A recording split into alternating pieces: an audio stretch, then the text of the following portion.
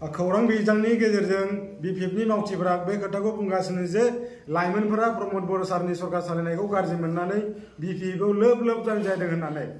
जोङो बे खोथाखौसो बुंनो लुगैयो जे बिपिएफआव जिखिनि लाइमोनफोरा जयन जाहैदों बेयो गासिबो बिपिएफनि मावथिनि बिमा माने फिसाला फिसाजोफ्रासो बिपिएफनि माबायाव बिपिएफ पार्टियाव जयन जाहैदों राजनीतिक दलाव जयन जाहैदों आङो बिपिएफनि कर्मकर्ताफोरखौ सोंनो लुगैयो जे बिथांमोना 17 बोसोर सालायनाय टाइमाव साबैसे लाइमोनफोरखौ इउपिएससि एपिएससि फोरोंनो थाखाय दिल्लीयाव फाथायहरदोंमोन साबैसे लाइमोनफोरखौ दिनै मोजां कोचिं लानो थाखाय डक्टर इन्जिनियार खालामनो थाखाय बिसोरो फ्रि एडमिशन खालामनानै होदोंमोन जोंनि बे इउपिपिएलनि सरकार सालायबाय थानाय समाव मानगोनां प्रमद बर' सरकारनि दैदेननाय सरकाराव जों दिनै नुदों जे लाइमोनफोरखौ मोजां मोजां कर्स लानो इउपिएससि एपिएससि लानो थाखाय गोरिब गुन्द्रानि न'खरफोरनि सेंग्रा सिख्लाफोरखौ लाइमोनफोरखौ लाबोनानै बिथांमोनखौ इन्टारभिउनि गेजेरजों जायफोरा टेलेन्टेड जादों मेरिट लिस्ट मोनदों बिथांमोनखौ फ्रियाव दिल्लीयाव जोङो 50 जन इउपिएससि एपिएससि आरो डक्टर फरायनो थाखाय जोङो दिल्लीयाव फाथायहरदों जोङो 17 बोसोराव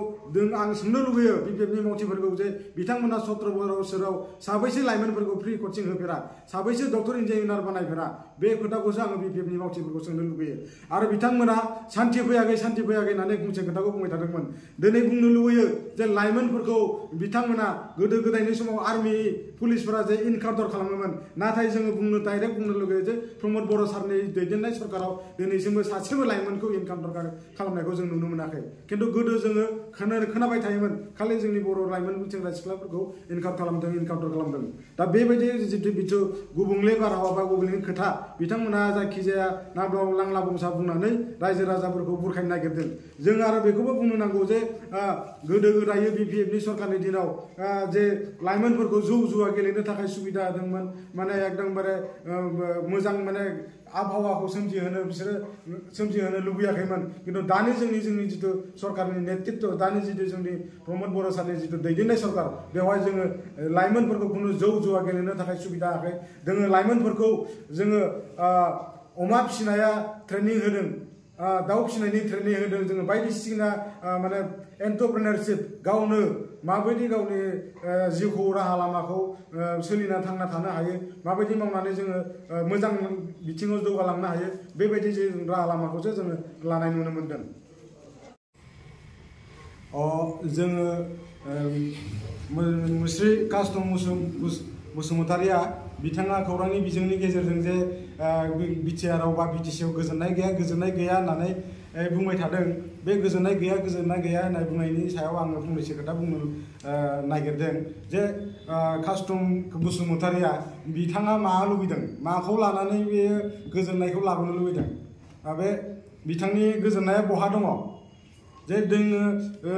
बिटिसिआव जे बिटिआरआव जे दिनै गोजोननाय फैबाय जे आर्मि पुलिसजों बर' राजाफ्रा होसो माने सोरबा एनडिएफबिनो सोरबा मा होनो उग्रपन्थी होनानै जे पुलिसफोरजों बुजायोमोन गावजायोमोन दिनै बेबायदि अबस्थानिफ्राय जों दिनै मोजां अबस्थायाव सफैनो हादों दिनै बिटिआरखौ मोननायजों लोगोसे जोङो सानजाहा गहपुर हालामसिम जोङो बर' रायजो राजाखौ बिटिआरआव सोसननो हादों बेनि उनावबो बिथाङा मा गोजोननायखौ गैया बर' जाथिया गोजोननायखौ गैया होनना बुङो माखौ लानानै गोजोननाय गैया बेखौनो आं बारे सोंनो लुबैदों आरो जोंनि जिथु बर' हारि होनना बुङोब्ला बुहुमाव जेसेबांखिनि बर' दङ बेफोरखौनो लानानैनो जों बर' हारि होननानै बुङो सोरबा बे अकल बिटिसिखौ लानानैल' बे बर' हारि जानो हाया दिनै जोङो बिटिआरनि गोरोबथानि गेजेरजों जोंनि एनडिएफबि सारमोननि जिथु बा मोनब्रै फेक्सन जोंनि एबसुनि जिथु गोरोबथानि गेजेरजों जोङो बर' हारिखौ जोङो दिनै बिटिआरआव आरो जोङो एक्सटेनसन खालामनानै जोङो दिनै सोसननो हादों बड'लेण्ड हालामाव बेवहाय बिहा गोजोननाय गैया नामा गोजोननाया मात्र मोनसेयावल' दङ नामा जे बिपिएफनि मानगोनां हाग्रामा महिलारि सारा सिफ जाबाल'सो बेहा गोजोननाय दङ नामा जों बेखौनो सोंनो लुगैयो आरो जोंहा इउपिपिएलआ जेबो एजेन्डा गैया होननानै मोनसे सोंथि सोंदों बे बारे बुंबाय थादों इउपिपिएलआ एजेन्डा गैयाबा दिनै जोङो मानो इसिबां मोजां आसनिफोरखौ लानो हाखो जोङो दिनै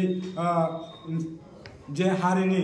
सेंग्रा सिख्लाफोरनि लाइमोनफोरनि बेसेबां मोजां खामानि मावगासिनो दङ बेसेबां मोजां जोङो स्किमफोरखौ लादों जे बड'फा सुपार 50 उपेन्द्रनाथ ब्रह्मनि जिथु जों मिशन लादों बेजोंनो जोङो